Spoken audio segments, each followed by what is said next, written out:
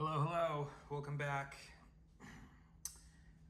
Thanks for everybody who's been watching my videos. I do have a quick comic book haul today. Did some collecting on a budget, recently went on a small road trip that took me back to my childhood hometown. So everything you see here, or that you're about to see, was $2 or less, with the exception of 3 books at the end. But with that being said, I was very happy to find this in a dollar bin.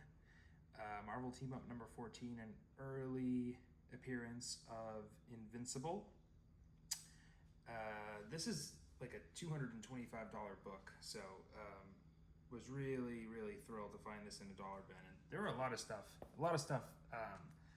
on my trip that I found in the dollar bin. Some of it, like this, used to be hot at one time. Ultimate Fantastic Four 21 and 22, the first Marvel Zombies.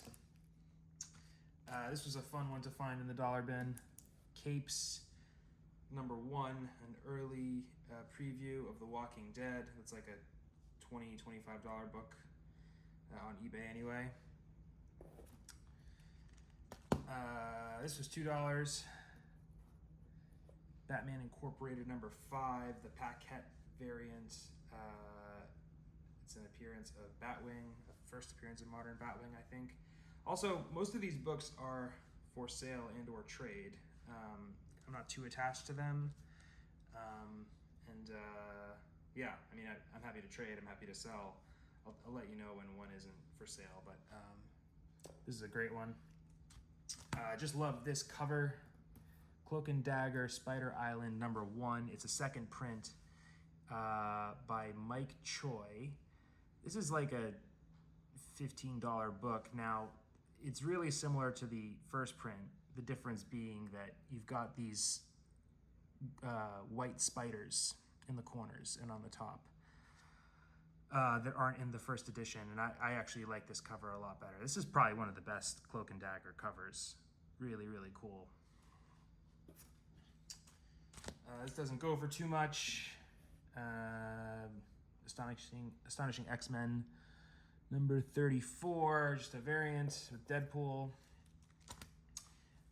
1 in 10 variant of Wonder Woman 604, that was $2. It's the Garner variant. It's like a $12 to $15 book. I'm gonna start collecting Skottie Young because he's got a dedicated fan base, and I think at some point I'll just put them all in a lot and sell them. This is the variants, number 1, Skottie Young variant. This book right here, man, I found this at a used bookstore for $1.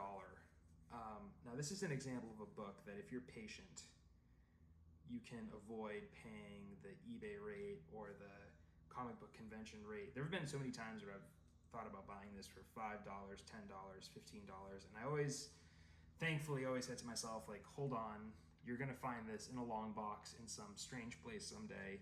And sure enough, that's what happened. First appearance at Big Hero 6, Alpha Flight 17. Really grateful for that. For $1, why not? This book used to be hot too. That's a $2 book. Avengers Unplugged, number 5, first appearance of Photon, you see her down here.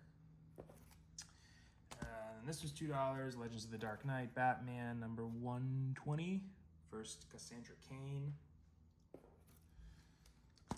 And then these two books go together as well. We have Batwing 19 and Batwing 20. Those are both $2. First appearance of Lucius Fox. They still go for something, but at one time, these were pretty hot books. And then this is a little bit of a spec. I was happy to find this for $2. First appearance of the Maker, Ultimate Fantastic Four number 1. I know the Fantastic Four movie is coming out. I know that it's Galactus as the principal villain, and you're going to have Doctor Doom at some point, but this is a book that you can still get for, cover price, $2, $1. I have to think that at some point they'll do Maker, so if you can find a high-grade copy in a bin somewhere, why not pick it up? It'll probably cost you a couple bucks at most. So that's a low-risk speculation right there. I checked out a new comic book store, actually. This is the first book I found. This is Teen Titans 48.